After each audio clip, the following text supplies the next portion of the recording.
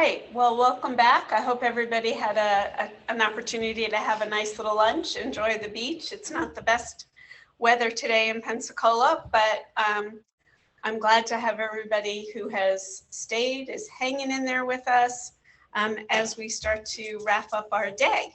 So without much more ado about that, this next session is called A Safe Place to Work, and we're going to talk about justice, equity, diversity, and inclusion, because those are the bedrock of what makes a workplace safe.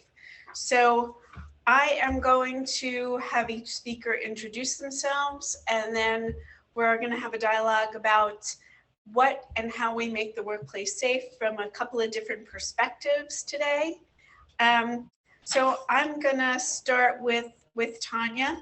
You're up on the schedule. So why don't you tell us a little bit about your situation with the EEOC and what you've been working on? Oh, certainly. Well, first of all, thank you, Jackie, and greetings, my fellow whistleblowers, panelists, and guests. I am Tanya Ward Jordan, and this afternoon, actually, what I'd like to talk to you all about is the threat that's facing all Americans. And surprisingly, I'm not going to talk about COVID or monkeypox, but it is a very serious issue. It's discrimination, and the EEOC, that's the U.S. Equal Employment Opportunity Commission's Flawed federal EEO program. And I wanted to talk to you about this because it affects everyone. Quite frankly, the EEO process, it drains the mental, financial, and physical well-being of a lot of the civil servants who are to uphold the public trust. And not only that, internal workplace discrimination persists in shattering the lives of Americans. So I wanted to bring that to your attention. Now, whether you work in the federal sector or you work in the private sector, or you're self-employed or unemployed, or as I say, retired, in school, or soon to be hired, you need to really hold concern about what's going on in the federal process. Now, more about me before I get into showing you why you should hold concern, let me tell you a bit about myself. Again, I am Tanya Ward Jordan. I'm a federal whistleblower. As the speakers talked yesterday, there's all types of whistleblowers. I'm a federal whistleblower. Back in the early 90s, I blew the whistle on personnel demonstration projects. You may have heard the term pay banding or pay for performance, which sounds really glossy and wonderful, but I found that managers were using the personnel tools and weaponizing them to retaliate against people like myself and others who spoke truth to power. So that's my backstory. Now, I joined the government in 1978. I'm a native Washingtonian, so everybody around here went to get a government job. However, in the 90s as well, I faced discrimination. Now, I worked in the federal government actively till about 26 years. But then after my supervisor assigned me to a storage room where I literally could not breathe, where I found myself gasping for air and just having panic attacks, I wind up settling a 9-year lawsuit. And believe it or not, a lot of these EEO lawsuits go a very long time. I settled it and I founded the Coalition for Change, Inc., C4C. Now, I formed the C4C, as we lovingly call it, as a civil rights organization for federal whistleblowers. I call them some of the most underappreciated ones, those who speak out against race discrimination, retaliation, amid also speaking out against the icebergs of abuse of authority, gross mismanagement, and harm for the public. So when I opened up my talk, I promised that I wanted to show you what I'm referring to. And if it's okay, Jackie, I have some slides that I can go through, and it may be another 20 minutes or so, but I can go through them pretty briskly if it's okay. Okay, yeah, absolutely. Okay, okay, great. At this time, Paul, if you can bring up my slideshow, I'd appreciate it. He does it so seamlessly. I figured I better let the experienced person do it. Oh yeah, absolutely. Okay. And we can still see you. Okay, yeah, I was just trying to make sure we at the beginning. If we could go to the agenda part, yeah, go there. Okay, very good. So today I'm going to be talking about discrimination in the EEOC's flawed federal complaint program. Again, a threat to all Americans. Next slide, please. I'm going to talk about discrimination in the federal service. And the reason why that's important, you can't talk about the EEOC or the EO program without talking about discrimination. So then after that, I'll talk briefly about the discrimination and how it's a threat to everyone. That's why we need to pay attention to what's going on in that arena. I'll talk about the backstory about the origin and mission of the EEOC and about coalition change advocacy. Next slide, please. Okay, so discrimination in the federal sector. Next slide, please. Okay, well, the 1964 Civil Rights Act passed and signed by President Johnson. I'll talk a little bit about that in a little while. However, and that was supposed to ban discrimination in federal employment. But unfortunately, I think that the federal government didn't quite get the word. They're supposed to be the model employer. However, discrimination just still rages on. So in 2002, Congress passed what is called the No Fear Act, the Notification Federal Employee Anti-Discrimination Act. And it was signed by George Bush. It was supposed to make the government more accountable. Sadly enough, more needed to be done. So C4C, and myself particularly, worked with the late Elijah Cummings, and we got the Elijah Cummings Act passed, and I'll talk more about that. Next slide, please. Now, this is going to go fairly fast because I'm a very visual person. The pictures don't necessarily go with the article, but I wanted you to feel because there are people behind the numbers of EEO complaints. Recent article in 2022 showed that there are older feds facing racial discrimination and gender pay disparities. And I want you to know this and see this because the headlines and the complaints tell the story. Next slide, please. I have worked with the women at the Forest Service, the United States Department of Agriculture. They have had a class action. They had a very intensive news story on PBS where they talked about rape, harassment, and retaliation in the Forest Service. Next slide, please. And with this, discrimination rages on from agency to agency, as I say, from agriculture to Veterans Affairs. And there was an employee that started, an agency that started with a Z, it'd probably be there as well. But Department of Defense recognized how it was kind of undercutting its mission. So it ordered a study, and it found that supervisors did like-me bias and created barriers for Black Americans. You may say, Tanya, why is this important? Here we have and I'll answer it by telling you this is a mission-driven agency, a combat support agency where you have to have diverse thoughts and diverse strategies, and the DOD recognized that. Next slide, please. Another headline, Census Bureau. Internal discrimination bleeds out into the public. So not only are there problems within the departments, when they go to hiring others, regardless of race, age, gender, whatever, there are problems. And in 2016, there was a big, Census has an every 10 years hiring initiative because of census, and it was a big problem during that time. Next slide, please. I found this out just recently when I was preparing, because I'm not a person who really particularly love planes. So I want to make sure our aircrafts are very safe. Found out that the FAA, the Department of Transportation's Federal Aviation Administration, had a suit. Their older flight controllers were suing them because a lot of them 40 and over, and I didn't think 40 was too old, but after you get a certain point, sometimes you face discrimination, and they did, and they eventually settled the case. Next slide, please. Before I go on, I shared all those headlines with you, and there are plenty more, but I respect our time. But I share that to say there is discrimination out there. And a lot of times in your ear, you may hear people say it's not a big deal. It is a bigger deal than you're aware of. My next agenda item deals with federal workplace discrimination, but I want to drive home it's a threat to all. And when I was thinking about this, I thought about Dr. Martin Luther King's quote. It was so appropriate. Whatever affects one directly affects all indirectly. Next poll. Thank you. I wanted you to see this. Again, I am such a visual picture person. I wanted you to look at this, and I bet my whistle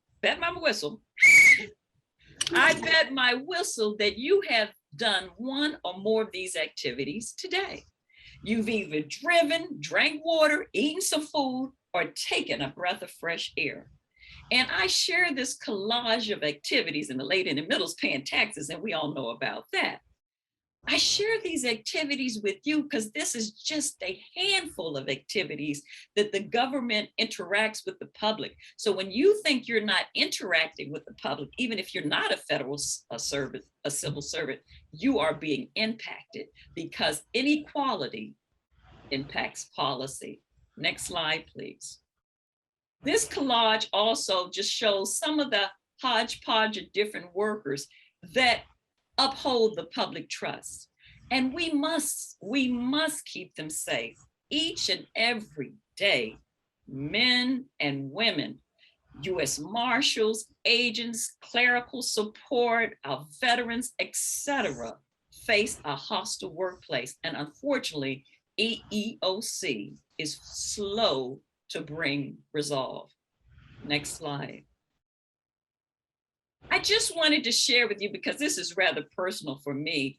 I mentioned to you that I was forced to go into an office after I started blowing the whistle on different things, personnel demonstration projects, racism within the agency, widespread. I was resigned to this office. A lot of whistleblowers are routinely retaliated against, and managers try to silence them when they expose any type of violation of laws. So that's just a bad place for me. But that, I must say, that is the place that seeded my thoughts behind the Elijah Cummings Act, and I'll tell you how it spun out.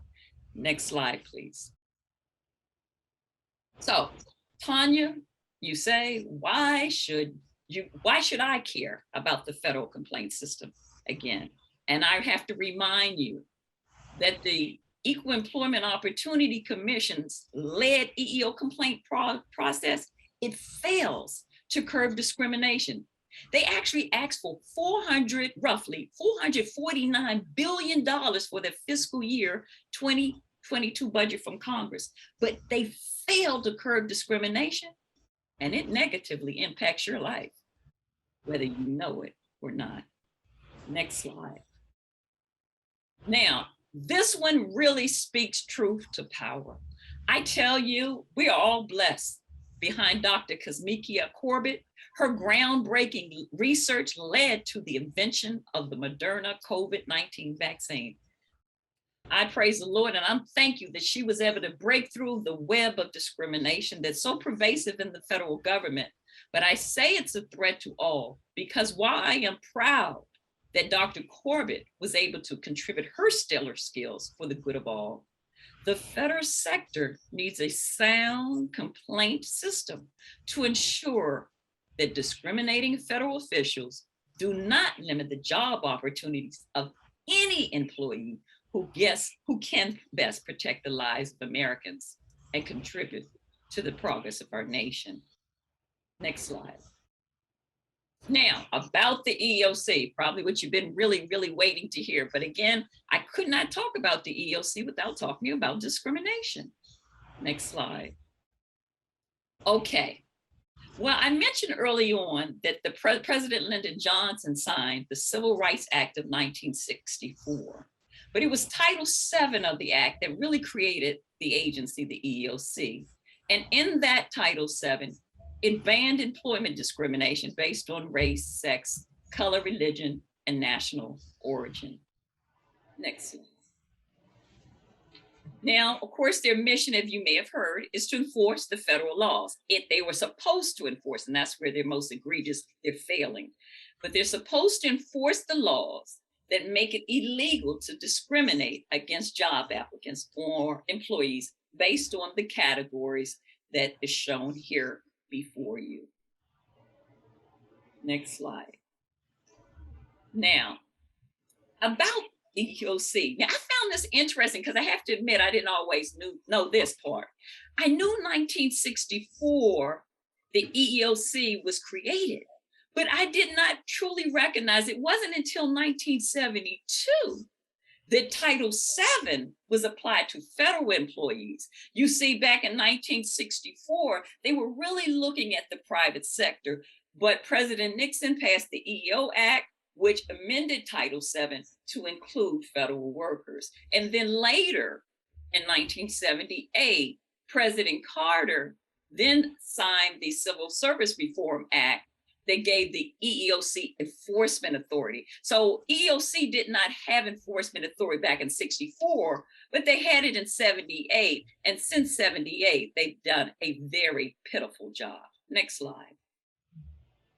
5 flaws with the federal complaint system. Let's put a pin right here. Before I talk about the 5 flaws, I just want to share with you that, again, I say I'm a Washingtonian, native born.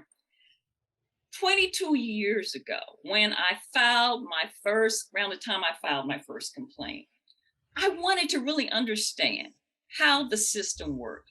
So I heard there was a session on Capitol Hill, and since my building wasn't that far, I thought I'd walk up the street into the Rayburn building. And I did, and surprisingly enough, they were having hearings on the Hill about the flawed federal EEO system. Now, if you think back, do you know where you were March 29th, 2000? Well, I do. March 29th, 2000, I was sitting in my seat, shock and awe, watching the Congress people, Joe Scarborough, who headed the Civil Service Committee, my champion, Elijah Cummings, grill Carlton Haddon, who is now the director of the EEOC and was 22 years ago. Amazing. 22 years ago, they were talking about the flawed system. And 22 years later, the system is still flawed. I'm going to cover 5 of the flaws. I actually have a book in draft called Blowing the Whistle on the EEOC, and it's about 25 different flaws, but for the essence of time, we'll go over 5. Next slide, please. The first and probably the fundamental flaw is, as we call it, the fox guarding the henhouse. Unlike private sector, state, local, Walmart, and the rest, federal employees, civil servants who allege discrimination of any kind have to take their complaint to the fox, right? We have to show them our hand. You show them your card, and they exactly know what card to play. They counsel you, and at times they even reframe what you were about to say. And they get the authority to approve or deny your claim. You see, a federal worker, unlike one in the private sector, can't jump right to the EEOC. We have to go through our agency, and we can't jump into court unless there's an age discrimination issue. You have to get permission from the government to sue. And so, number 1 flaw is the fox guarding the henhouse, and the agency counsel very early on gets to work with these managers and rewrite their affidavits and etc. Next slide, please. A second flaw, and don't let your head hurt like the poor lady in the slide, because I'm not going to go through each of these mazes on the step. But I just want you to be mindful of to see what a federal worker goes through who wants to blow the whistle on unlawful discrimination and who happens to bring up any abuse of power or harm to the public in this arena. There are all kinds of steps. Anybody interested could look to, it's codified in 29 CFR 1614, called the Federal Sector EEO program. But the takeaway here is this about the flaw. The EEOC is supposed to enforce these timelines. Some of the timelines apply to the agency.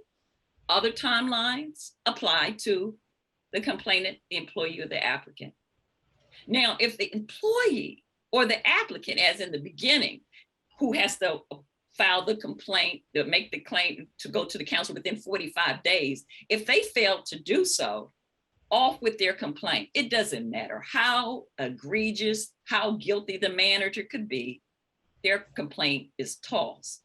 But let the agency miss any deadline, they're rarely ever sanctioned. So enforcement by the EEOC, Carlton Hans, who is the director of the Office of Federal Operations, because you have two sides of EEOC. You have that non-federal side, and then you have the federal side. So federal workers deal with the federal side, the Office of Federal Operations. So this is a flaw, failed to enforce timely regulations fairly. Next slide, please.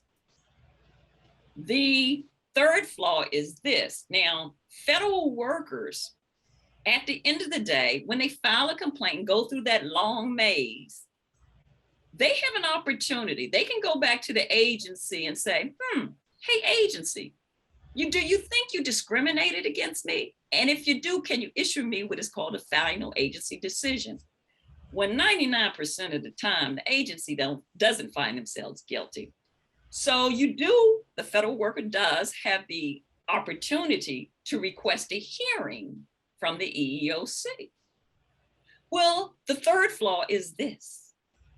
There are long processing times with the EEOC, the Equal Employment Opportunity Commission. The commission has said in their, and I source it, in their strategic enforcement plan from 2017, I think that's 21, in fiscal year 2016, it took them 500 days from the time an employee requested a hearing to the time they got a decision from an AJ, administrative judge. But let's say they didn't like that hearing, that it was unfair, that the AJ did something wrong. They can appeal. Well, that's another 447 days on top of the 500. This process is broken, long processing times. Next slide, please. This is the fourth flaw, no accountability. Jackie probably isn't aware of this, but I too deal with a lot of veterans. Oh my gosh, when I first started C4C, I was overrun with a lot of veterans concerns, sadly enough. And I can only imagine what you've had to deal with. The stress that they go through, the PTSD, it's just amazing. And on top of that, the EEOC has been mishandling their complaints. But when an EEOC mishandles your complaints, maybe they filed it wrong, opened a different appeal folder, took your information and redirected the wrong way, employees, unless you work for the EEOC, which most people don't, you have no redress against the EEOC. A lot of employees have tried to file a case in court against them. And the courts have ruled that Congress has not authorized a cause of action against the EEOC under Title VII if they mishandle your complaint. So this is a big problem. So there's no accountability there. Next slide, please. The last flaw I want to talk about is how EEOC fails to refer cases to the Office of Special Counsel. And I'm going to tell you why that's important. Now, I actually sat down with the EEOC before I sat down with Elijah Cummings before he passed. And I had met myself and some other C4 members put forth some measures to the EEOC. They are sleeping giants. And I remember asking them, why aren't you enforcing the regulations, and why aren't you referring these cases to the Office of Special Counsel? They say they have no authority to discipline when these managers are proven to discriminate. But they said they were able to refer them to the Office of Special Counsel, who could authorize discipline. Well, I went back on behalf of C4C and did a FOIA request. And I found out over an 8-year period that EEOC had made zero, I repeat, zero referrals to the Office of Special Counsel when discrimination is proven. That is a major flaw. Next slide, please. So I covered discrimination. I covered why you should care. I covered some things about EEOC, and I covered 5 of the many flaws. I'm about to conclude very shortly, but I want to highlight some of our advocacy, the Coalition for Change. Next slide. Well, I did begin by telling you that C4C was quite instrumental in employees in the Elijah Cummings Act. I remember when I was suffocating in that storage room, I had already worked with the No Fear Act with Dr. Marsha Coleman Adebayo and Congresswoman Sheila Jackson Lee and Sensenbrenner. But I started C4C and I recognized there was more needed to be done. And so myself and Paulette Taylor, who you see in the picture with me, Paulette is my civil rights chair, and she happened to be, God bless, she was a constituent of the late Elijah Cummings. And so we went to his Baltimore office and we told him the horrors that was going on in the federal government. A lot of them had to do with the VA, in fact. And from dealing with different people, and my background, I should say, is in auditing and accounting and performance measurement. So I thought about, let's use some of that and look at what are some major deficiencies and how can I use that, look at some accountability and transparency measures. So I looked at a lot and we put them forward to the late Elijah Cummings, and he introduced it in several bills until it ultimately became law. I want to go through some of the bullets, smally, this here. One of the things we talked about was the non-disclosure. Few more minutes because we want to give everybody. Yes, I'm about to close out. The non-disclosure agreement limitations, because that came up early on. While that was on the whistleblower side, it wasn't on the, while it was on the MSPB side, it had not been addressed in the EEO side. So there were gag orders, and there, even with regard to patient safety, OSC had known about that years ago, but they gagged a particular gentleman back in the day. Fast forward, please, next slide. I'm just going to go through these very quickly. It's only about 3 or 4 more.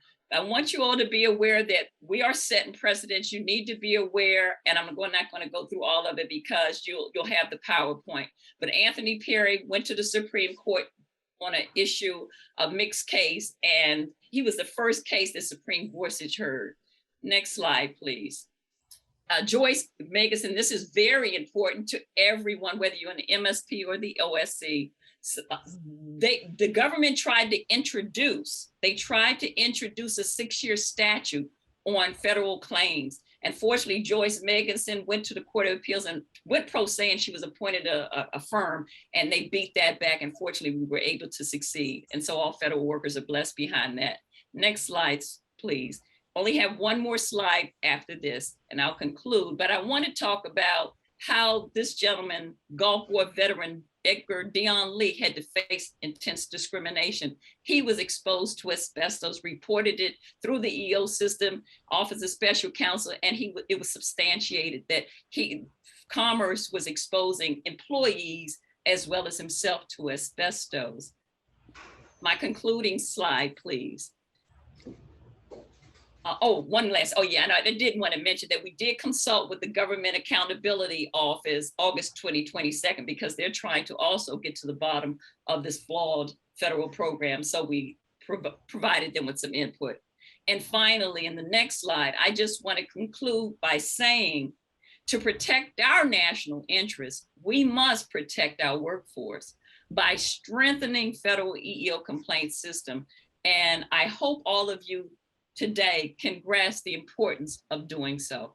And I thank you for attention. I know that was a lot of slides. It's a lot of information, and I conclude, but you needed to hear that because it's so much things, so much information that's impacting all of us that's going on that side of the EEO house. Thank you very much, Jackie, and my fellow panelists and guests. Thank you very much, Tanya. That was a lot of information. I think there are a couple of things maybe we can work together and follow up on, because I think we are stronger in numbers and we can work together. to deal with some of these issues, because we do see a lot of whistleblowers who are talking about the climate of the workplace, and it's that hostile workplace environment does permeate and it does affect everybody. So I appreciate that. So my next guest is Carolyn Grawi, who's going to be talking to us about disability protections in the workplace. And this one I think is really important, because this is actually where I see most of the EEOC cases that come up, because people don't understand the ADA, the FMLA, reasonable accommodation. This one gets everybody mixed up. So Carolyn, please explain a little bit about what you do in your organization. So good afternoon, everybody. Jackie, thank you for including me, and thank you everybody for your attendance and your information. I'm Carolyn Grawi. I'm the Executive Director of the Center for Independent Living here in town. I've also taught both here locally in Florida at the University of West Florida and at the University of Michigan in Ann Arbor. I've been involved with the disability field since 1987 officially, but back to 1978 when I was first diagnosed with my first disability. So the engagement and involvement in the field has changed over time. I can remember back in 78, a lot of the discussion was really about, oh, do what you have to do, but don't tell anybody. And then it was a lot of, oh, you could start to ask for things, but you still were really don't. It was almost like the things that have happened along HIV/AIDS, where it was still don't ask, don't tell. And of course, still everybody's medical information is still private. It's your own. But at the same time, there's been a lot more progress and information that's there. And thank you so much to our previous speaker, Tanya, for beginning to share some of the EEOC pieces. And of course, that Title VII pieces that happened in 72 is what brought Center for Independent Living into the nature of where it is. And the first Center for Independent Living was out in California at Berkeley. Our Center for Independent Living that's here locally began in 1980. I've been at this particular Center for Independent Living the last 4.5 years, but as I said, I've been associated with centers actually back to 1987. And so what every center has its own mission. Our mission is that we work to help facilitate, promote, educate, give opportunities for people with disabilities to be successful at achieving their goals of independence, whatever that means for that person.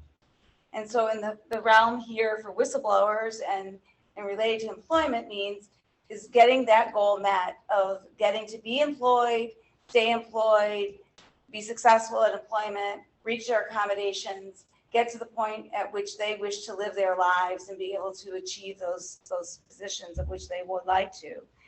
And being able to be empowered to take those strides towards where they'd like to go, however, whatever that means for that person. So it's never a goal about the Center for Independent Living, and we're all over the country. We're not a McDonald's, so you don't like drive up to each center and you get the same thing at every place.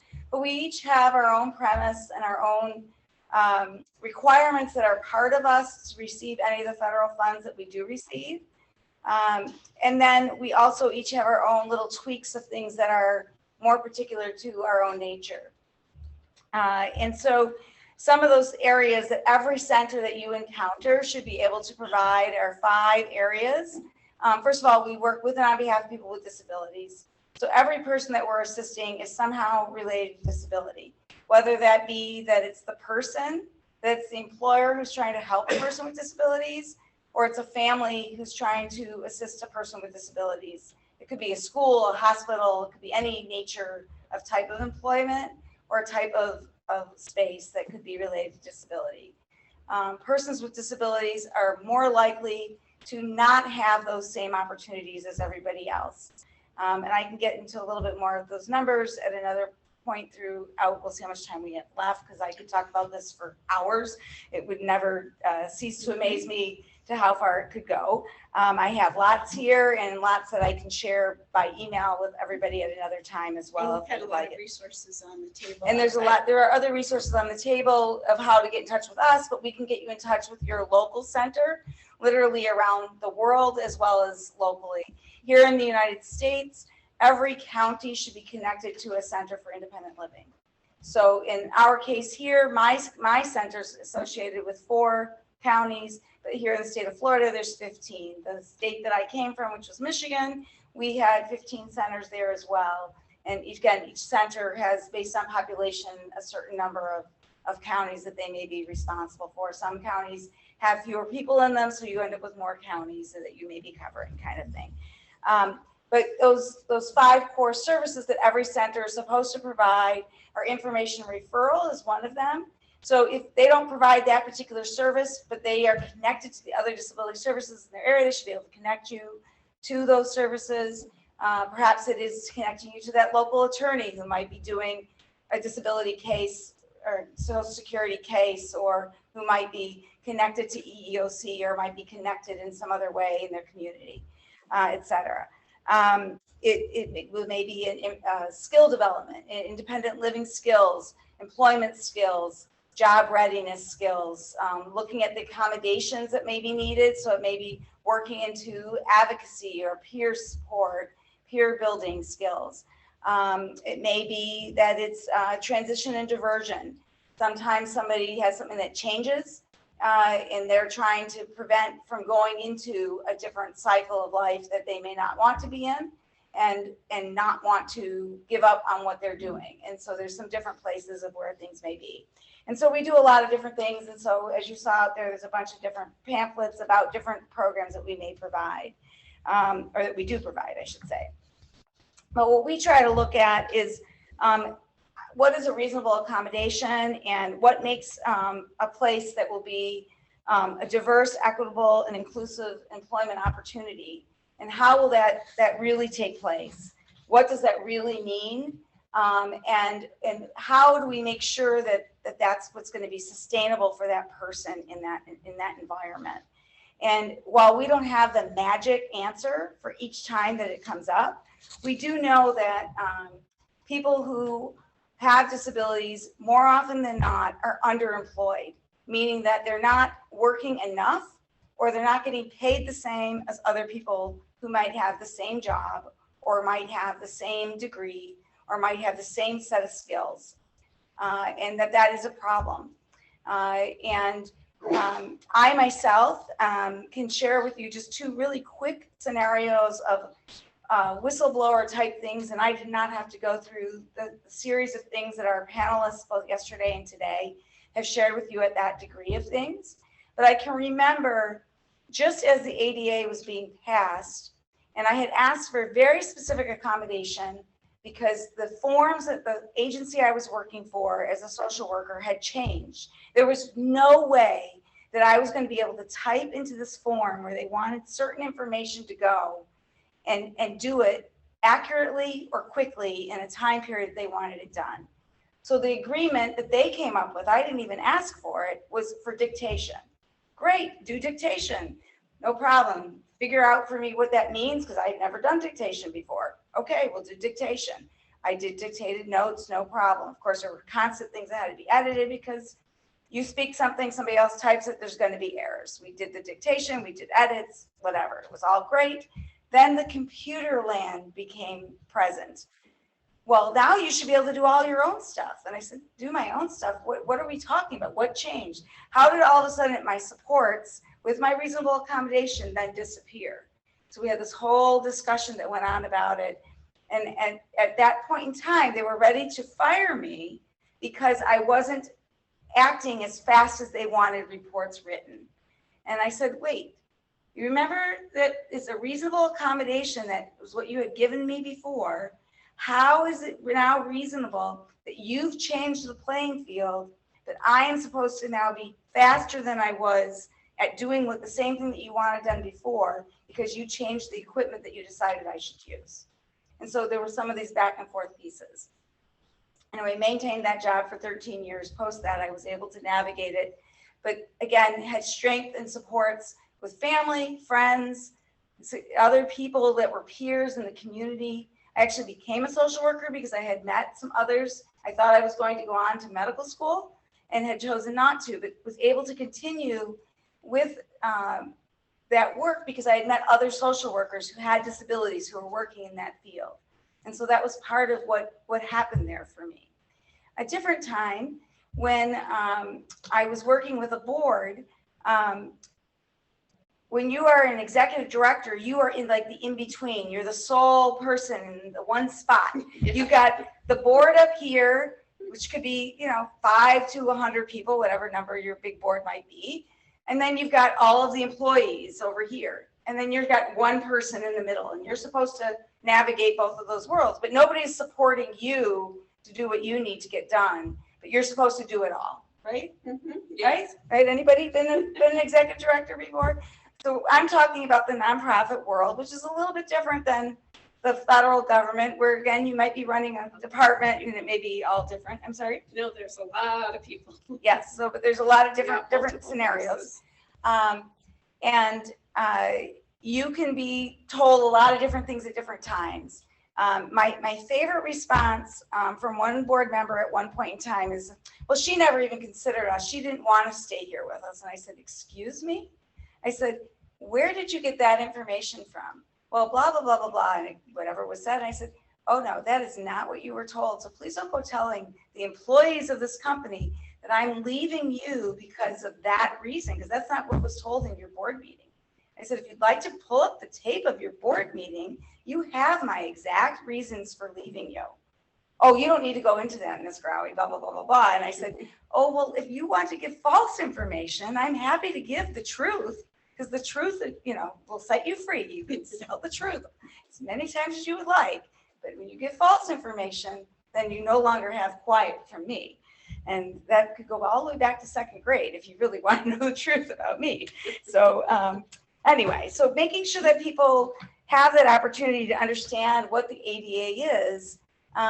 As attorneys that we have present, all of you learn about the ADA when you were in your colleges and in your studies. Many people who go on into management, who run departments, learn about what the ADA is. A lot of our supervisors out in the world, our supervisors even in federal government, don't learn about the ADA because they don't have to know the ADA. They have to know Title VII at the federal level. It's not, you're in two different, you're in similar scenarios, but it's different at the same time.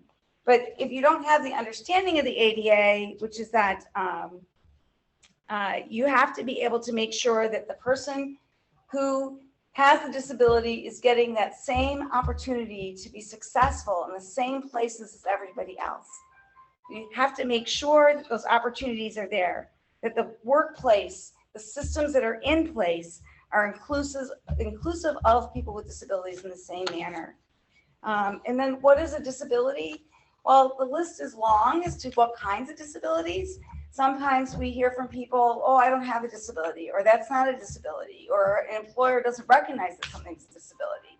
When we are working at the centers for independent living across the country, there's lots of them. When we talk about disability at our particular center, I have a sheet that has like 50 disabilities on it, and people often tell us, they say, oh, I didn't know that was a disability. So things that are included on that list as an example are diabetes, heart conditions, cancer or recovery from cancer, could be migraines, could be things like paralysis, could be things like multiple sclerosis, mental health, post-traumatic stress disorder, could be all kinds of other kinds of conditions that people don't always directly see connection to why they should be protected by the law that is there. Most often, you're not going to have people who are wanting to be perceived as a person with disability who don't have a disability. So we don't typically run into that. We occasionally get somebody where we get an unusual request from, but we provide services to everybody who comes to us, and then we try to figure out with them why they think that that was important to them in order to get those services there. Here in Florida, there's also a civil rights law that also prohibits discrimination 2 persons with disability in the workplace, and the ADA itself is for anybody who has 15 or more employees, and so we try to look at that. We also look at, sometimes people wonder what category are they in? Were they born, or was it acquired? Is it visible or was it invisible? Is it temporary or chronic? Was it a nominal or substantial impairment? Is it stable or is it progressive? There's a lot of conditions that have changing matters, which is also another piece about reasonable accommodations that we try to look at, which is that's why it's supposed to be an ongoing interactive process, is that we might make a accommodation that is today and that will work for today, but it might need to change over time. Something may change with the symptoms or the type of disability experience that person is having, and then a different type of adjustment may be what is going to work well for that individual. There is differences that may happen between what department somebody's working in or what expectations are there. You have to take a look at what is the essential functions of the job. And if it is not an essential function, then we can look at which roles could switch to another part of the department or another part of the, if it's not in that department, another part of the job sector that may be not with that person. But when it's an essential function of the job, it's with or without accommodation to get that particular piece accomplished. And about 1 in 5 people. So at our conference here today, I'm not the only person here with a disability. For some of you may or may not know, I'm standing up here or sitting up here. I've got large print for my nose because I myself am legally blind. So when we're walking around and it's bright and I'm on one floor, I'm fine. But if it's dark or there was something to walk past, I have to use my cane. I don't want to fall. I don't want to be hurt. I don't want to hurt myself further in order to live my life. When my biggest challenge in life is transportation. Transportation isn't being a social worker. Transportation is how you get from A to B. So if I can get that assistance to perform my essential function to be in lots of places, I can do my job. So as an example, that's a minor compared to what my actual job is to be accomplished. And so that's just one example of many things that can happen. Sometimes a person may experience many different activities that could cause what's going on for them. Sometimes somebody can't even start their job, though, based on what's happening. And I don't know how many people in our audience, either online or in person, have ever heard the story that Sheila Young has told before, but she talks about being a person that was supposed to go to a job interview, and she went to go check out where she was supposed to go, and the only accessible entrance for her to get into her job interview was to go through a loading dock, as an example. We've come a long way for a lot of places to have accessibility, but if you have a chance, that YouTube video is a really wonderful video to watch at another point in time. And there's a lot of things about disability language and etiquette that she talks about, that of course Judy Human talks about, that I could talk about, that thinking beyond a label can talk about, and with stigma can be talked about. But those are all really important pieces. But it is our duty as employers to make sure that we provide reasonable accommodations. And as part of that disclosure, it doesn't mean that you have to get it in writing for somebody. If you notice that something is different, you can try to approach that conversation with somebody. They are not required to request it of you. They don't have to do it. They don't have to come to you to ask for an accommodation. However, in most instances, if somebody's given an opportunity, they will bring it to you. You can have, as an employer, you could have, and it's in your best interest as an employer to have that policy in place and have what you want it to be, and have them be able to write up what they need to be successful. And then as an employer, you're supposed to be able to give what's going to be an effective accommodation. Maybe it's not the best solution that that person may want, but if it will effectively accommodate it, then that's all that they need to do. I know I was having a conversation during the conference here where an employer has given somebody more than what somebody needed, which is a possibility. Somebody can do that. but it isn't required. And that's for all of the personal things that somebody may need. Your employer does not need to be the personal provider of the care to do your ADLs of the day. So things like grooming, bathing, using the restroom, feeding you lunch, all those kinds of things are considered activities of daily living. And personal care attendants are typically the persons that would provide that. But persons that would provide typically assistance with reading or assistance with driving, or if you were going to use equipment or things like that in order to perform functions at your job, then those would be things that would be provided. Typically, about 80% of the items that you would need to do your job effectively cost your employer less than $500. And the most persons who have disabilities, when they get the job and are in that job successfully, stay in the job. And that is a really big thing for employers, especially today when we have so many people who maybe don't want to work. A lot of people with disabilities do want to work.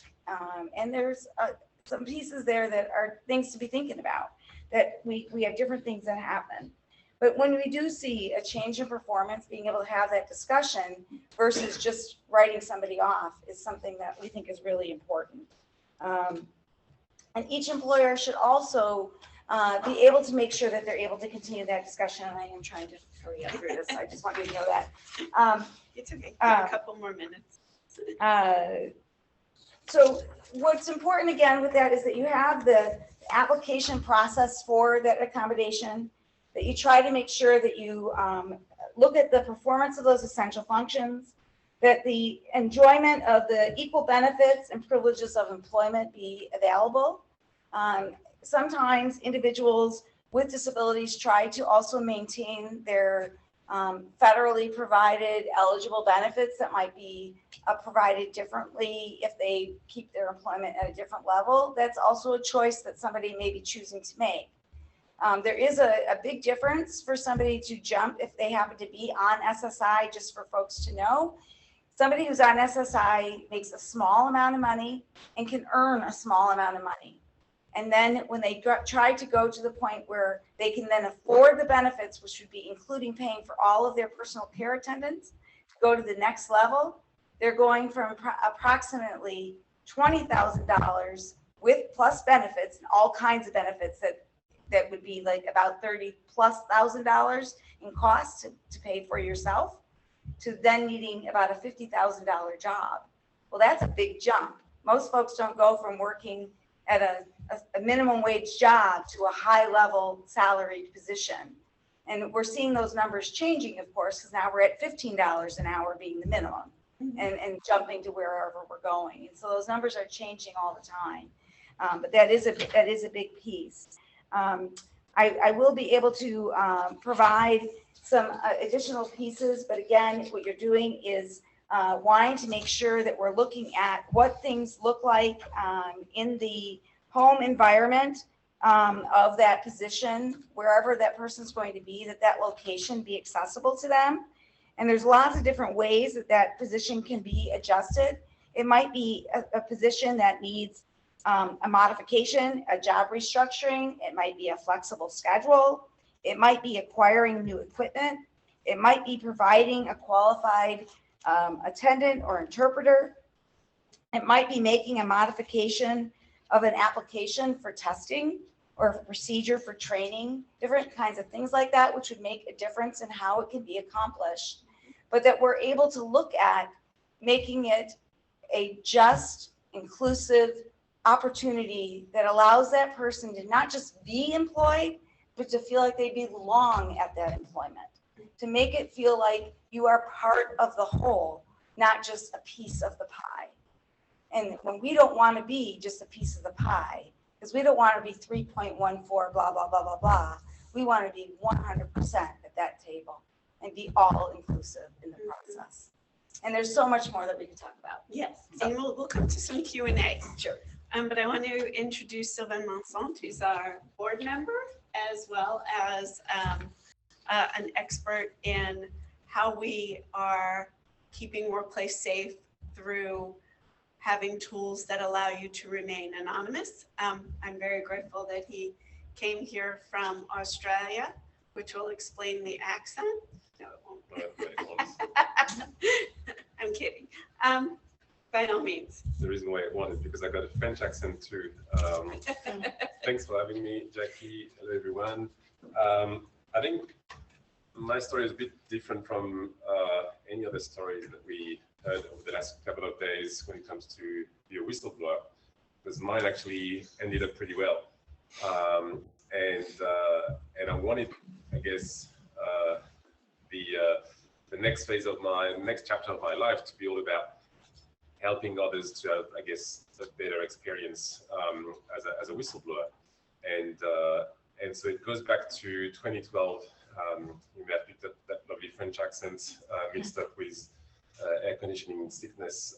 But I moved to Australia in 2005. In 2012, I got a job at a massive company that works in mining, construction, and engineering. And I was in procurement.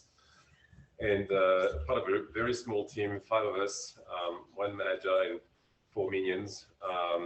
And the idea of being in procurement is to optimize the spend. And we were spending about $20 billion a year in buying all sorts of stuff for mining, from mining equipment to insurance, travel, accommodation. And so I went through, I was 2 months into that role, by the way, so still on probation. My wife was pregnant, and I was reviewing some of the invoices and putting some aside because the name looked odd and the spend was bizarre, or I thought we could do better. And one of them, I guess, triggered my attention. I wanted to know why we're spending $2.2 million in a cottage, like a bed and breakfast type thing. 2012 in Australia was the mining boom, so we were paying a lot of money for pretty much everything, but still, I thought like for $2.2 million, we better buy the bloody cottage and rent ourselves.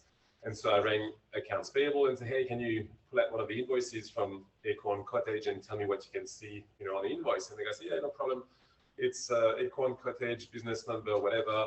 That's for consulting services for the period ending June 2012 for $57,000.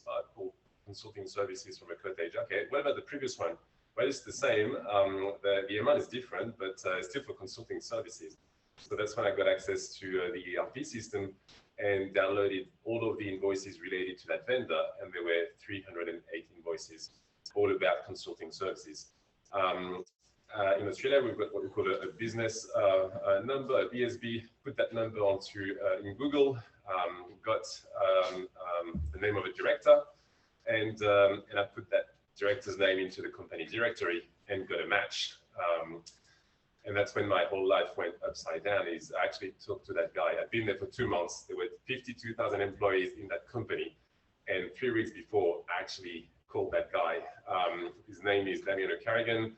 He was working about 2 hours away by plane from where I was, but he was in finance. He was reporting to the CFO, and his role, because there were no real procurement professional in that company before we turned up, his role was also to look after procurement. And what was interesting is at the end of every day, while we're doing those interviews, we're having a catch up with our boss. And when I talked about this specific individual, she was telling me about the fact that he was married, that he had a daughter that was about to get married, and that he was a great guy, very generous. And so for me, the first thing that I realized is I had to be wrong. I'd been there for 2 months. I didn't really know what I was doing, to be honest. And the fact that I found that name linked to some invoices that at least 50 to 100 people approved, whether it's in finance or the account department, like I had to be wrong. So that money was, obviously legitimately going from, our company to that so-called cottage. And I had to prove myself that I was, on the wrong path, because if I was to say something and I happened to be wrong, I would for sure lose my job. And so it took me a few hours, not a few days. I never thought about, the word whistleblowing, which, by the way, I never heard before, because coming from France, we got, I guess, another term for whistleblowers. But I knew I had to tell someone or say something, because I can't keep things for myself, and I'd like to, I guess, get to the bottom of things. So I went onto the intranet, and it took me 30 minutes to find the code of conduct in which was buried the whistleblower policy, went through that, and they had 5 channels for me to speak up. The first one was the hotline. I've got a French accent, and there's probably 5 Frankies in that company, so it's not going to take too long for those guys to actually figure out who I am. And even though, like, if I call a stranger in a call center, that person knows nothing about my company, nothing about Acorn, Cottage, and the invoices. They've got no background whatsoever, so that's not going to work. The next one was the fax. At the time, I think I was 35 years old or something like this. Never used a bloody fax in my entire life. Even if I knew how to actually send a fax, I freaked out to the idea that the response could come by the fax machine, and my colleagues would actually see the response or whatever from the case managers. I had the PO box, and I thought, well, this is for whoever likes to write letters, and I'm not that type of guy, so I didn't send the letter to the mail. I had access to the form on the intranet, and it was just a one-way street. You like fill in the form, like a Google form, submit that, and hope for the best, but there's no response whatsoever. And the last one was the beautiful policy about talk to your manager or HR. And like I ended up thinking, well, none of those channels are actually great, but I guess the best of the worst is probably talking to my manager, only because she is new as well. She's been there 5 months. I've been there 2 months. She was a bit of a shark. She didn't like when I said that to her afterwards, but she wanted to succeed. Like, she was the head of procurement, and she wanted to make a dent in her career. She was about 45 years old. And I went to her office and said, hey, Visna, this is what I see on those invoices. Do you see the same thing? And it took her 5 minutes to realize this was fraud. She went straight to the office of the managing director. It was only a few floors above us. And the next day, the guy was interviewed by HR, and a few months later, I cooked 15 years behind bars. That's usually when I say that if you want to commit fraud, do it in the US, because if you look at Enron, for instance, the guy who was behind the scheme only ended up 5 years in prison for a multi-billion-dollar collapse, and a lot more, I guess, damage to people and families. But in Australia, that guy went to jail, and in the meantime, the company asked me to become a pseudo investigator. And I said, guys, I've got no clue what you're asking me to do, but it sounds like a lot of fun, and I'll do it. And so for 2.5 years, I became that guy that had access to everything. So if I wanted to commit fraud, that was the best position to be into. But what happened in those 2.5 years is nobody came to me and said, hey, Sylvain, this is what's going on that site or whatever. I was the guy that had to sniff around to potentially, by accident, stumble onto something that could potentially be wrongdoing. And then people would start to talk to me and say, oh, yes, obviously, this is happening for like many years. And what was shocking is not so much the hundreds of millions of dollars that went down the drain every year to fraud and corruption, because we were making a ton of money, so who cares? But the worst was the impact that this was having on the employees, the good people that wanted to make a difference in the company's performance and their own lives, and benefit from their hard work by getting a bonus or promotion. And it was funny that it took me so long to actually realize that the culture in that company was not great. The people were just clocking in and out, doing the 9 to 5, and productivity was pretty low. Turnover was going through the roof, just because people could observe wrongdoing and thought, like, if those guys are doing it, why would I bother working really hard for the company? And this is really when I guess I came to reality with the fact that as a company, we were preventing our greatest asset, which is our people, to actually help us do better business.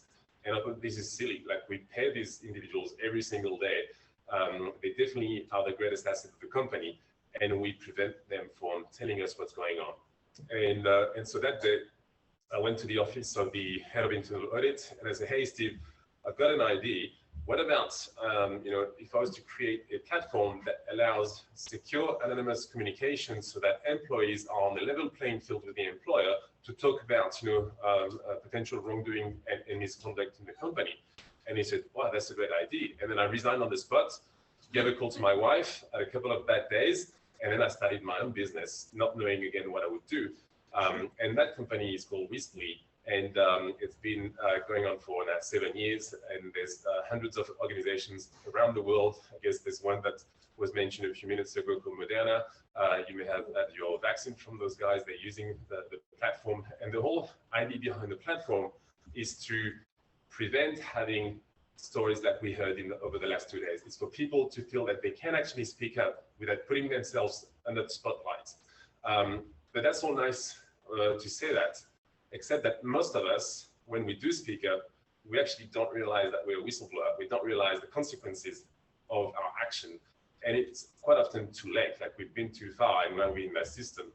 And so the analogy I take about whistleblowing, it's like driving a car for the first time. And I'm hoping that whoever is listening or watching as is a driver's license, but if you put yourselves back into that very first time that you drove a car, it is fairly scary. Suddenly everything changes. You're not the passenger anymore. You're driving that car and you have to pay attention to absolutely everything. The pedestrian crossing, the traffic lights, the freaking dog crossing the road, the person talking to your ear, the speed limit, like everything is quite frightening. But the more we drive, the more we get used to it, to the point that now when we get into a car, we don't even ask ourselves whether we're going to be driving the car or be the passenger of the car. It's just the norm. And this is what whistleblowing should be all about. It should be something that we are trained to do every single day or every now and then. So when the time comes that we have to blow the whistle, we've got no fear. We know exactly where to go, what to do, what to use, and everything is good. But that's not how it is. And so I came up with that other system or product now, which is, hey, I've got that great platform. The reason why I say it's great is because none of the existing solutions, and I mentioned some of those channels that were available to me, they're still there, by the way.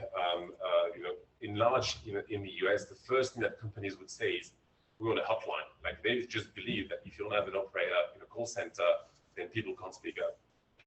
The US and India are the only country on this planet that are asking for a hotline with people in a call center, which by the way, can be anywhere in the world. You might not speak the language really well. You might be in queue for like 10 minutes before someone picks up the phone and they'll find, an interpret that can translate from French or Turkish into, English or whatever. It's the worst experience ever, but that's what they want. And my thought was, no, we live in a world where people use smartphones, the internet, computer, laptops, whatever. It needs to be easy. You need to make them anonymous. And I want to make it a bit fun as well, meaning every time you start a conversation with the Whispli platform, the system will give you a different avatar. So you might report about bullying tomorrow, and you might be the pink moon, and you talk about that bullying experience by being that pink moon or whatever other avatar that will be allocated to that conversation. If a few months later you start another conversation, you'll be given another avatar, and you can decide to give away your identity at any point in time during that conversation if you feel comfortable to do so. But all the other conversations you may have had in the past or the one you'll have in the future will have a different avatar, and you can remain anonymous on those. So you're in control. You do whatever you want, whatever you like. You can share evidence. The metadata will be removed. You can see notifications on your phone when you've got a new message from a case manager. The only person that can see that notification is you, because you have to go into the app with your either fingerprint or Face ID or 4-digit PIN, so it's very secure. Anyway, going back to my story about building trust and enabling people to get used to the tool before they actually blow the whistle, I came back with a different product, which is called Whispli Pulse. And the idea being, as an organization, you can send a question to your team every week or every 2 weeks, every month, every quarter, it doesn't matter. And that question could be about, hey, have you observed any type of bullying in the last few months in the organization, yes or no? And employees would see the question popping up on their app, and they'll respond anonymously saying yes or no. And let's say out of 100 employees, 3 of them say yes. The system can be configured. So whoever says yes, there's an automation that goes back saying, hey, we're very sorry to hear that. We'd love to engage in an anonymous conversation with you. Are you willing to do that? And the idea is, if my company or organization is asking me a question, it means they do care, they want to know the answer, and they want to help. So I'm more inclined to actually answer that question. Well, I might be subject to bullying, or I might see someone being subject to bullying, and because I don't know if my company is interested in it, I might never report it.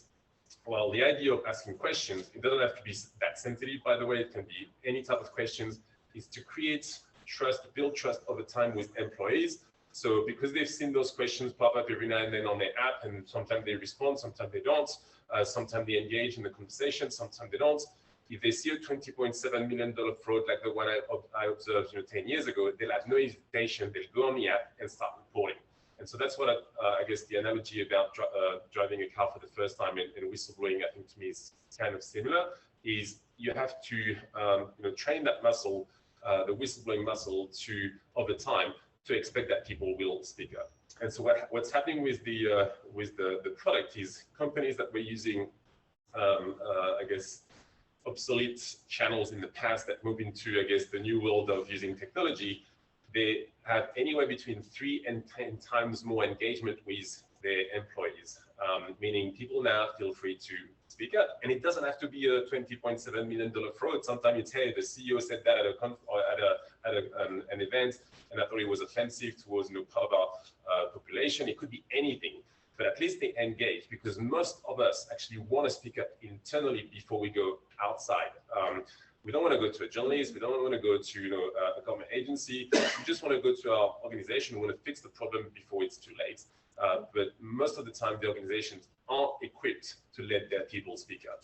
And so for me, the idea of remaining anonymous is not about hiding what I've got to say. It's about protecting myself, because I might actually not be sure about what I'm observing. It might be wrongdoing, or it might not be. Again, the fraud I uncovered, I was adamant that to me it could not be fraud, because at least 50 to 100 people saw exactly those invoices, and they saw it was consulting services, but it was a cottage. It was just not matching. So if they had let go 308 invoices, all getting paid, obviously I had to be wrong. And so the idea again is to give the benefit of the doubt to the reporter, and also the reporter or informant or whistleblower, whatever you want to call it, doesn't have necessarily the helicopter view. They've got, more often than not, a very narrow view on a problem. So I could see invoices, but I couldn't see the contract that was signed potentially between that company and the third party.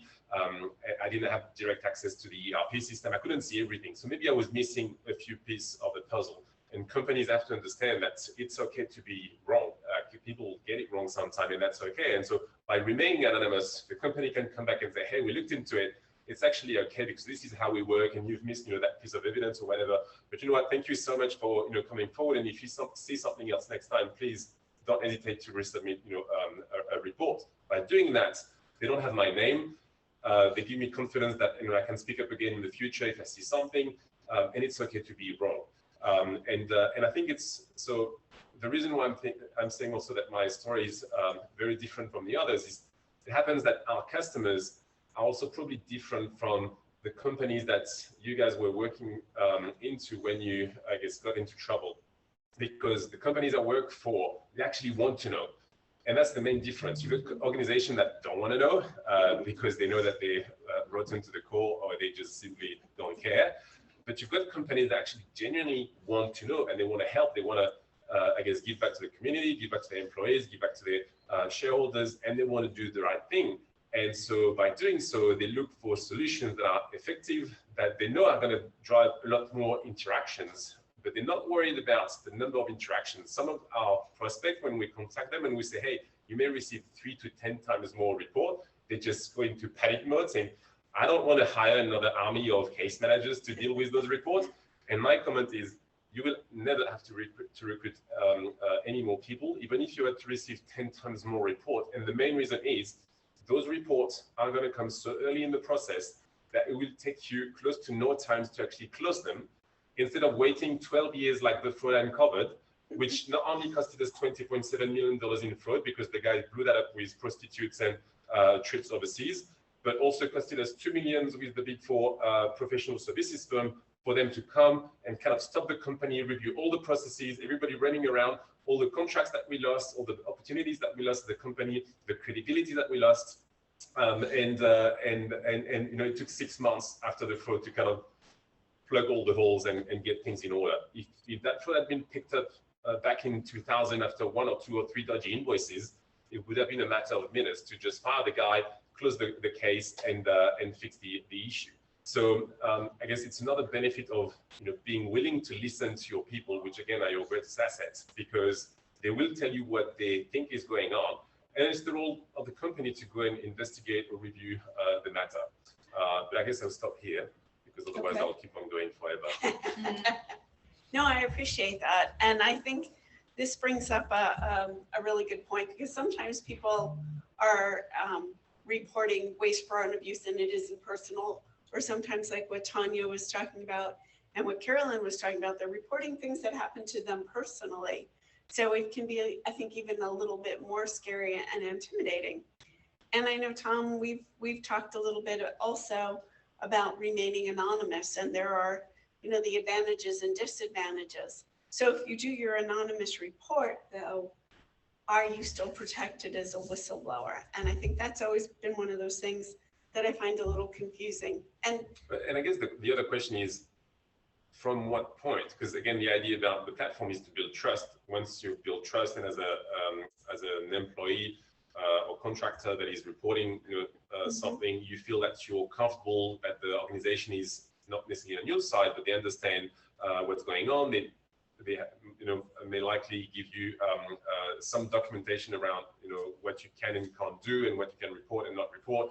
You can also go and seek advice, of course, and so the idea is, at what point can I give away my identity and still be protected, or maybe in some jurisdictions or type of organizations here in the US, you simply can't be anonymous if you make a report.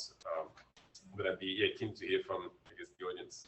And I think one piece of that too, though, is that like if you were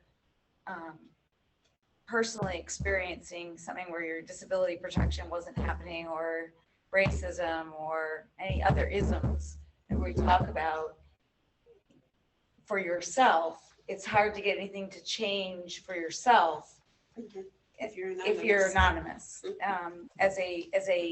As a group, or as a change for a larger system, sometimes you could decide to remain anonymous and try to move something forward, which would be different. But I guess it depends on what it is. But again, in terms of being anonymous, it could be about reaching out to an agency saying, hey, this is my disability, this is what's happening in my case. Do you think I should pursue that or not? And maybe the agency is going to say, actually, no, whatever you're reporting is not something that you can fight for those reasons. Or they might say, no, absolutely, you've got the right to get those accommodation. You should go and seek for a lawyer or whatever. And at least you've got that conversation without having to expose yourself, and then you can make your decision on whether or not you want to remain anonymous, maybe just quit the conversation, or whether you want to give away your identity and fight it. Ted.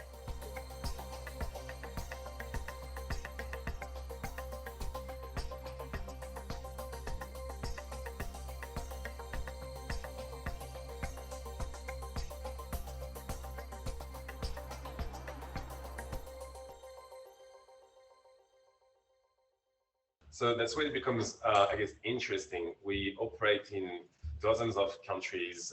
The platform is in 80 plus languages and dialects. But if I take the example of Australia, now we've got 3 regulators that actually use the platform themselves. So if you can't speak up in your company, even though they may have Whispli, and you think that, they want to bury that under the carpet, it seems quite convenient. You've got that other avenue to actually go to a regulator and say, hey guys. Correct. Regular using that same platform. Correct. You can still maintain. Exactly. And so that's the whole idea, is for you, the company, if you don't want to hear anything that I've got to say, I've got now another avenue, which is to go to one of those regulators. And no company wants a regulator to be involved. No company wants a journalist to be involved. So I guess, and that's where it becomes interesting with the snowball effect of that platform, is the more people that are aware of it, the more people that are, more companies that are using it, the more it becomes kind of mandatory for the company to do the right thing, because if they don't, they know that the informant will have other avenues. In some countries, you have to actually follow some steps. So if you take France, for instance, which is where I was born many years ago, you have to first report to your employer, and then you can report to an agency, and then you can go to a journalist, but you can't go straight to a journalist. So, and you mentioned like India and the United States, the differences. there with other countries that you're working with this platform. So I'm just interested to hear from you, what do you feel is the difference between like what's going on in Australia, companies wanting to hear what's going on with employees, and why in India and the United States they don't? I mean, is there some? So I'm not saying that they don't. I'm saying that because in the US we've got customers that want to embark, and they are on the platform, so they definitely want to do it. But I think it's just in your blood. It's been for many years that the hotline was the way to go. So even when you talk about putting a whistleblowing solution in place, they think hotline. That's the only thing they want that matters. They assume that, and also I guess because of the mandate of having an effective solution, they assume that talking to a human being in a call center somewhere that doesn't have to be the US is an effective solution. I can demonstrate quite easily that it's actually one of the worst solutions, but it's just part of the tradition, nearly. It's like we need to have, you can provide us with any other channel, but if we don't have the hotline, then we can't use your service. So we do provide a hotline through like third parties. We do provide what we call a virtual hotline where you can still dial a toll-free number, but you'll be talking to a machine. There's a lot less pressure doing that because you can record the message. If you're not happy with it, you can delete it, re-record it, you can change your voice. You do it at your own pace. There's nothing worse than talking to a stranger in a call center that has probably 10 or 20 questions. You don't know those questions beforehand. You've got no time to prepare your answers. If you talk about fraud or sexual harassment, it'll be the same, guy in a call center. And those questions aren't necessarily tuned to the topic that you're reporting. And by the way, if you had to report something as sensitive as sexual harassment, most victims will take months, if not years, to speak up. And usually they're not the first one to speak up. And I guess Weinstein is a good example of that, where there was around 80 plus victims that came out in the span of a few days or weeks. But it took one to have the courage to overcome three feelings, which are fear, shame, and guilt. And when you manage to go through, past those three feelings and find the strength to speak up, then all of the other victims say suddenly, oh, I'm not the only one, now I can speak up. But what I want is not to have 80 plus victims. I don't even want one, but if there is one, I want that victim to speak first. So there's not 79 behind that will become victims. And I think the whole idea of engaging in a user-friendly platform that is, made for the world we live in 2022 and not, back in the 80s, and allow you to do it safely and remain anonymous for as long as you'd like, I think is not a bad way to.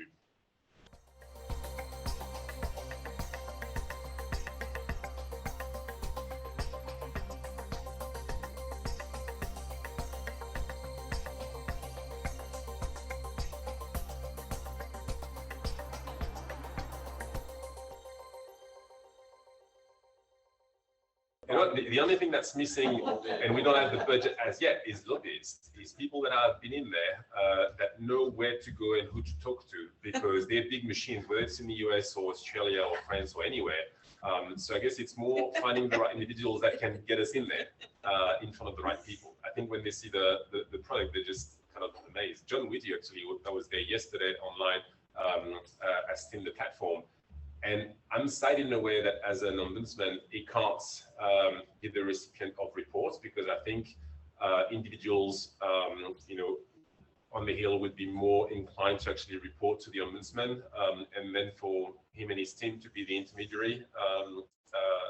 I think it'd be a lot more effective. But it says twice on their landing page that they don't do intake, and I think until that changes, I guess they'll receive very few reports. I actually think in another way, I mean, just thinking about what was being shared earlier today, and in general, back to the days of my early social work career too, is all the cases of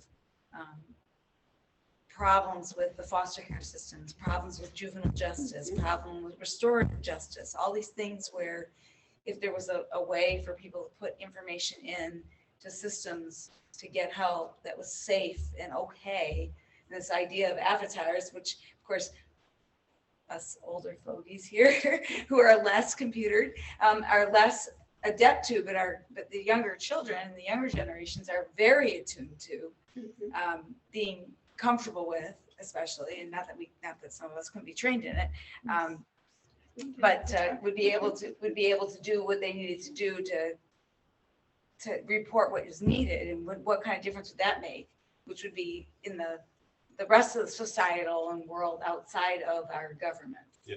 So the reason why it works for, I guess, the younger people, because Whispli is being used in school, college, and universities, but of course also mainly by adults, is because the traditional way of speaking up with technology from, I guess, the early 2000s to mid 2015 was to submit a form, and at the end, you have to enter, we give you either a report ID and you have to enter a password, and you use that report ID that can be like 15 digits or something that you never ever remember.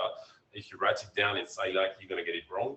Then you have to create a password, and then you use those two things to kind of log back in and follow up with the investigation, which means you don't get notifications.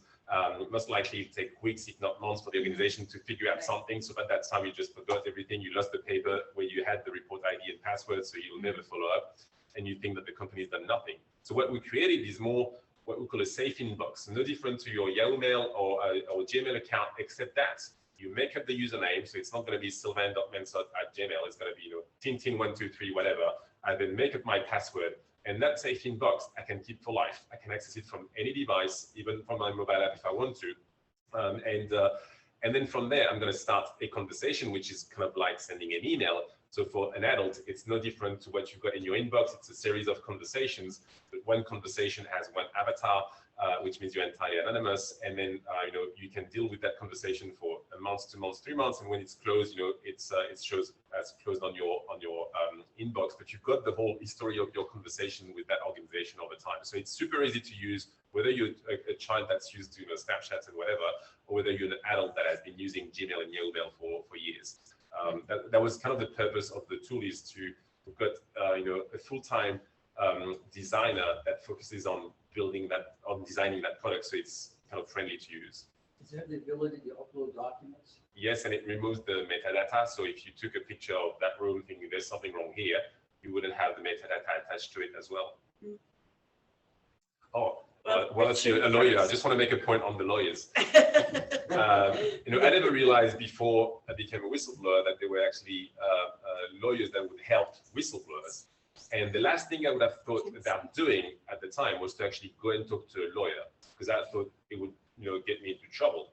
And now we've got lawyers that actually come to me, the friendly one, that says, hey, can we use your platform for the intake mechanism so people can talk to us about whatever they want to talk to us? We can share bits of information, and as we build trust, they might be willing to work with us and then disclose their identity. So that was my point on the lawyers and how law firms are using the platform as well.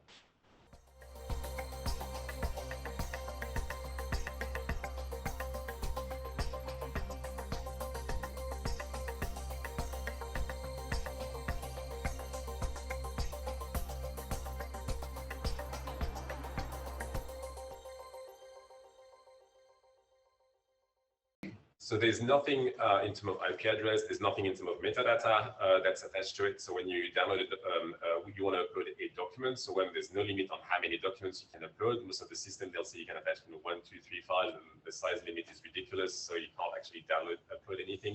With our platform, we tell you exactly what type of files you can upload and which one we can remove the metadata from. What about if I'm just sending a message to the platform? Nothing goes there. So even if you got your team of IT geek in the background, they'll never be able to pick up your my IP address, any of my metadata, unless I wanted to give you my name or something in it. But I would have done it, consciously.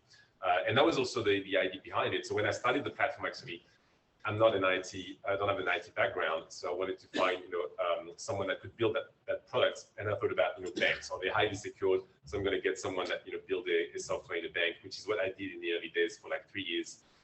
And so we did, but I quickly realized that the company didn't care about the informant themselves and the security or, their identity or whatever. They did care about the security of the data that would go through, because there could be bank account members, there could be accusation about the CEO or whatever. So very quickly we had become highly secure, because the customers identified us as being one of the most sensitive solutions in their organization. And so we go through extensive penetration tests multiple times a year. most of them are being done by our customers themselves to try to hack the system, and then with third-party companies doing it as well. But no, the whole idea of the platform is to make it super safe for people to speak up. The only time you can get caught, I guess, is if you've put your name or identity or something in there and you wanted to transmit that to your employer. But even if you had to do that on one report, they wouldn't be able to identify you on other reports that you may have made from that very same safe inbox. But the other question about the subpoena I thought was interesting. Yes, so yes, it can.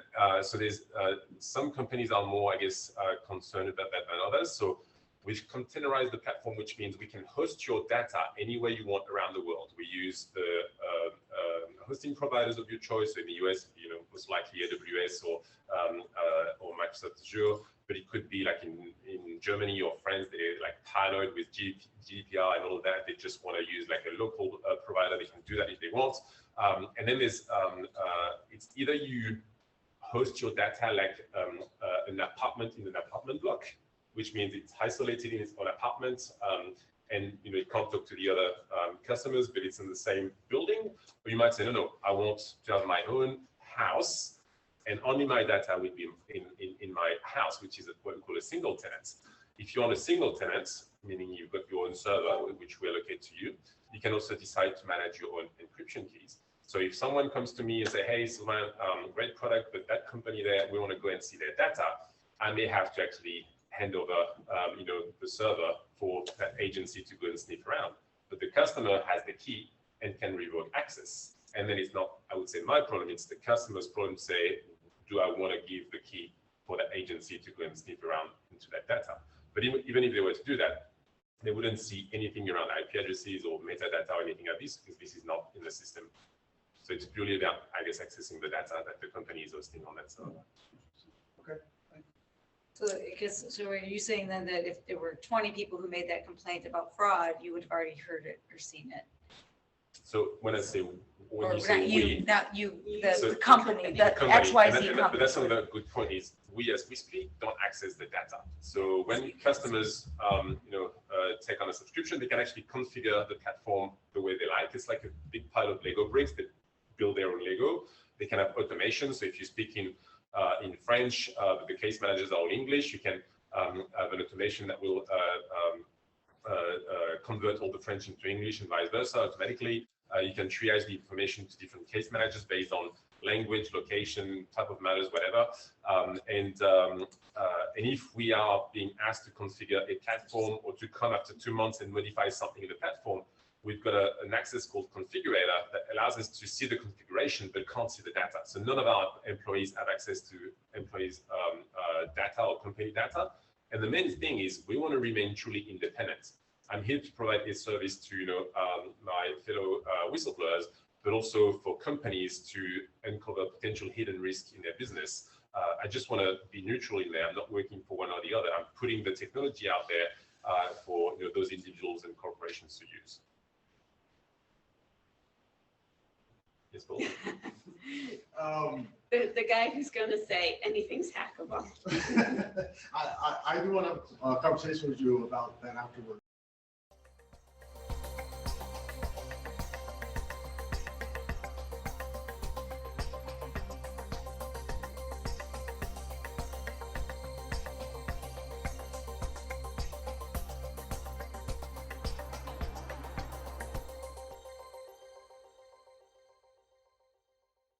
So is there anything that you can kind of see as far as like maybe the culture or specific laws that helped you blow the whistle and be successful? Yeah, so if you ask me, I'd say in the US, it's pretty common. Like that word is not a scary word and people are kind of used to it when you talk about whistleblowing. Talk about whistleblowing in Europe and everybody will think that you're a Nazi or a snitch or something really bad. They always link that to the Second World War. In Australia, it's kind of in between. It's a country where I guess you always assume that everybody is genuine and good, so you don't want to usually blow the whistle on anyone because everybody is meant to be good. So different cultures, but in my view, it doesn't matter what level of protection you offer to your employees by law or by your company policies.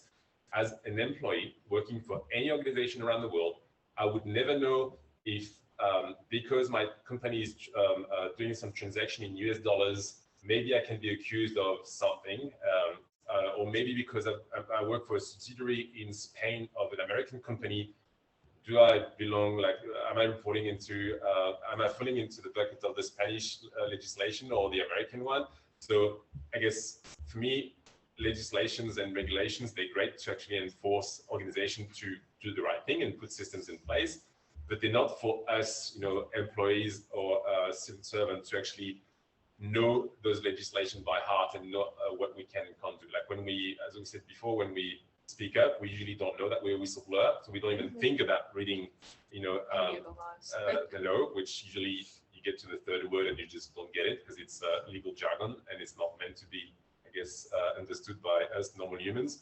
And so yeah, I'm always thinking about, you know, benefit of the doubt. Just make sure you protect the reporter, and that I guess give them time to see how the company or organization reacts, see if they, you know, accusing you of wrongdoing straight away or not, or if they want to help and give you guidance and say, hey, talk to, you know, maybe this employee assistance program, or maybe you should get some counsel, or whatever it might be that they want you to do. But at least you can test the water before you consider that giving away your identity.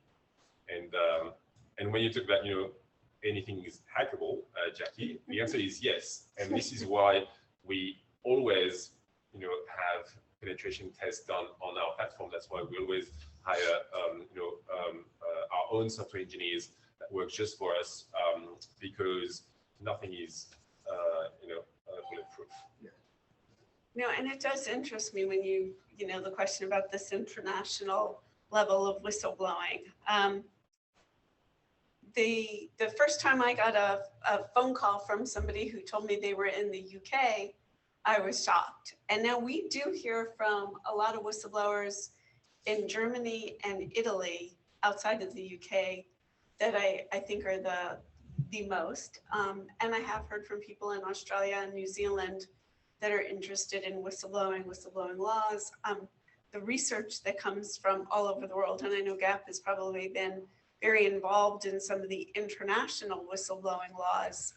I think the piece that has interested me, of course, is the universality of the trauma of retaliation. And so we've looked at a lot of like Kate Kenny and Marianne Fataki. There are Griffith University. There are universities all over the world that are researching and looking at the retaliation piece when they start looking at whistleblower laws. The people in South Africa, the giraffes that we get because of the Zondo Commission and the work going on in South Africa over state capture. I mean, I think there's a universality to this issue that everybody wants to have a safe place to make a report of, you know, fraud, waste, and abuse, harassment, discrimination, and we need those platforms. Tom, I think what GAP has done, and I know there are some new reports that Samantha has posted on LinkedIn.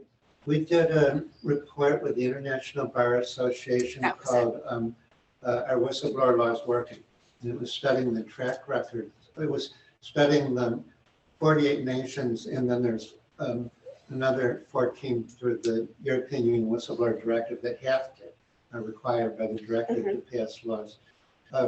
The quality of their rights on paper, the actual laws themselves, how well they were structured, and then the track records for each country. GAP also co-founded something called Whistleblowing International Network, which you can find on the web. And WIN has about, I think about 35 nations represented in it, and intervenes. We do, you know, support for, we'll gang up and get the leaders of NGOs from half a dozen or a dozen countries to show solidarity with whistleblowers under attack in another country.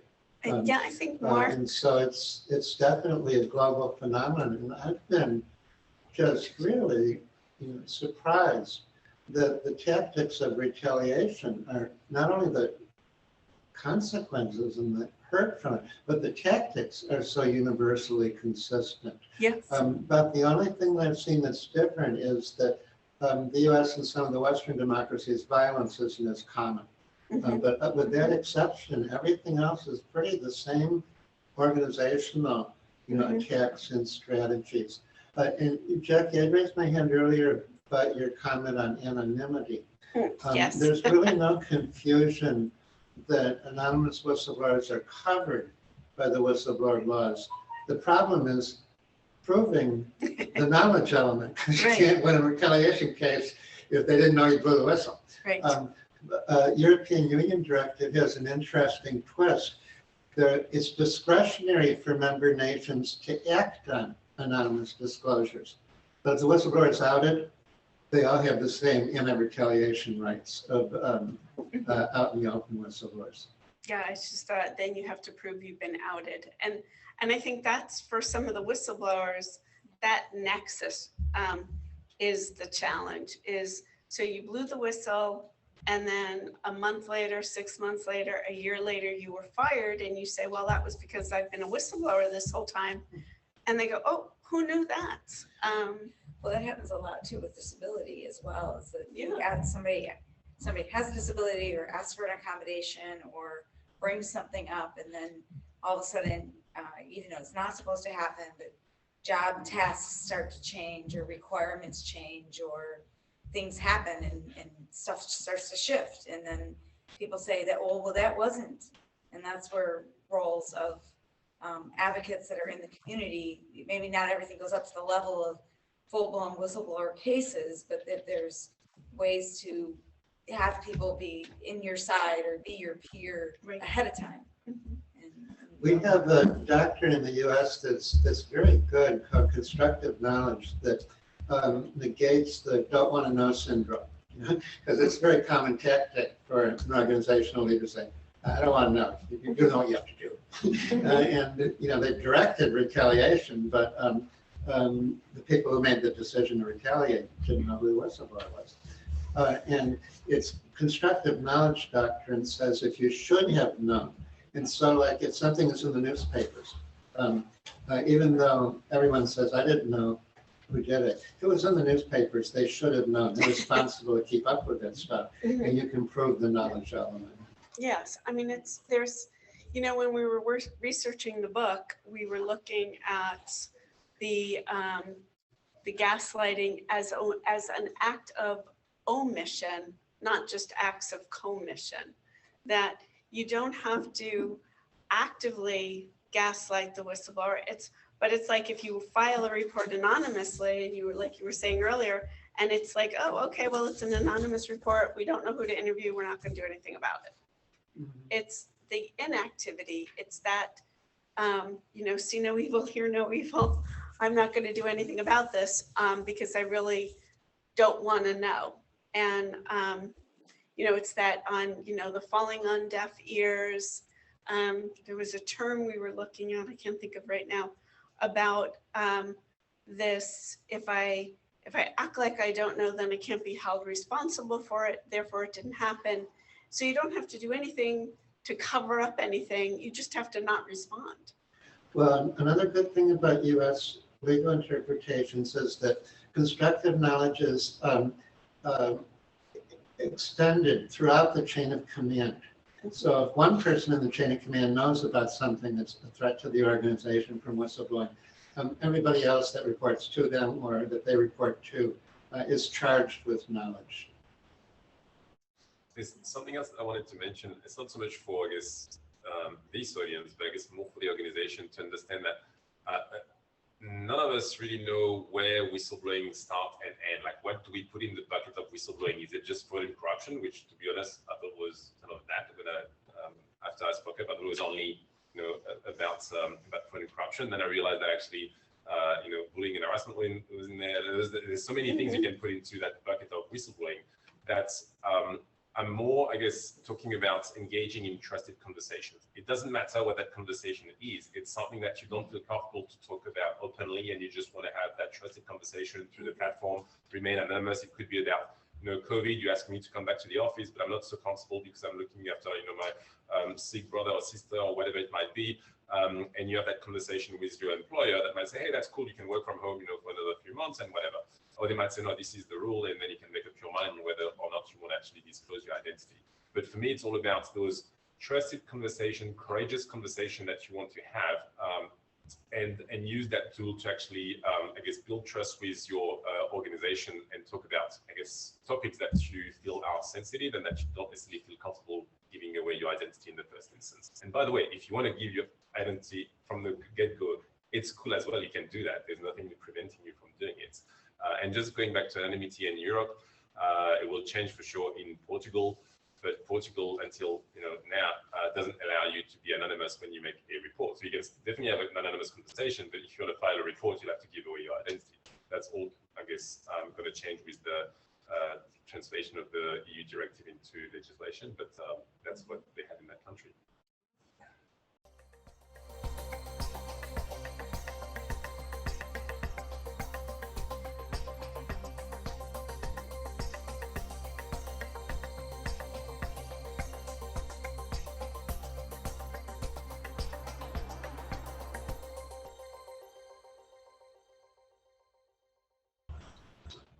That's a very good question. What we need is EEOC to start enforcing their own regulations. A lot of times people ask for, we need more laws, more laws. We have sufficient enough laws on the books now to make a real difference in the federal workplace system. We have to enforce the laws. Now, how that's going to happen, I truly believe it, and that's why I try to educate people about what's going on. It's going to have to be a bubble up, whistleblowers, public speaking out against what's going on. And so that's why I really appreciate having this forum to educate people about what's going on. And I appreciate your question, Paul. The General Accounting Office, like I said, just in August, and that was what, a couple of weeks ago, I had a meeting with them. And the Congresswoman, no, the chair of the Government Reform Committee, Carolyn Maloney, who took over Elijah Cummings' office, she ordered a GAO review of the EEO program because there are so many flaws. So I provided, C4C provided input. So we'll see what happens, but at the end of the day, it needs to be some enforcement. Somebody's got to get behind them. I heard Sylvain say, I actually got chills when you said that where you were, the companies really wanted to hear the problems. I mean, I really got chills because I worked in the federal sector. Like I said, got in at 78. I have never known an agency yet who wants to hear the problem because we're more than willing to tell them what the problems are and what are some of the solutions. So, I admire that. And then Carolyn, I know you were talking about disability. There is a nexus there. I mean, the people that I deal with, when you go through these long processes, and the retaliation, and this, and Jackie said, it's this mental stress of all of it. It evokes people having strokes, heart attacks, all kinds of stress, migraines. It really, and then they're going to require reasonable accommodations. I know I had to go through it, and I just add to this point that may help everybody too. A lot of people don't have money to represent themselves. I mean, to get an attorney. I actually went in court and tried to represent myself pro se on a disability. And I do want to share this as a federal worker. You learn from mistakes. I had cited the ADA, American Disabilities Act, for federal workers is the Rehabilitation Act, and they kicked my complaint out. So I do want to say that we have to be, we want to talk about Rehab Act with federal workers too. Right. So Tanya, when you met with the GAO, I met with the GAO recently also. One of the things that is a good judgment or a benchmark is the No Fear Act payments to the judgment fund. And when we looked at the VA, and we just testified, Tom and I, at a hearing, I pulled up, so how does VA respond to the judgment fund and No Fear Acts? And surprise, surprise, surprise, they have never paid the judgment fund under any No Fear Act violations. And I thought, well, here's a way we could be funding whistleblowers in their cases, is if the VA was actually paying the judgment fund. And I think that's something that we probably could work together on, are those kinds of, those fines and fees need to be paid. And it was interesting too, because even though the VA only pays the judgment fund for construction contract issues, and they were 245 days late on those payments. So I think we forget that there are these forcing functions, but because they're so behind the scenes, like I had to really dig to learn anything about the judgment fund. Well, actually, I was there from the beginning, meeting with Sheila Jackson Lee and Dr. Marsha Coleman Adebayo, putting that in reimbursing the judgment fund. I even had a colleague who worked for the Department of Treasury who oversaw the judgment fund. The bottom line, again, we need EEOC. They need to enforce the rules. The rules are there. There's all kind of safeguards. We just need somebody to enforce them. Over there, there's federal operations. And then there's also the trials and tribulations that people who are not federal employees that also have problems with the EEOC as well. Absolutely. The long waits that they have as well. Oh, absolutely. In fact, Grassley, Senator Grassley just wrote USDA because a lot of people who are looking for loans, not federal employees, but outside people are requiring more, the processing of complaints. So it is 3 o'clock. I want to give people a break because we have our last session coming up that is going to be riveting. I'm very excited. We're going to be talking about the behind the murder curtain, but I really do want to thank my co-panelists and my co-panelist. Someday, girlfriend, we're going to meet in person and really have a long talk about all of this. But I think we've got I think this was a good conversation. I think there's definitely a pathway forward for things that we can do. And between this conference and maybe when we do this next year, we'll have had some action items that we can report on that we have taken steps towards. So thank you all very much. Meet us back here in about 15 minutes for Bruce Sackman. All right. Thank you. Thank you, Tanya. Thank you. Carolyn. Thanks, Tanya.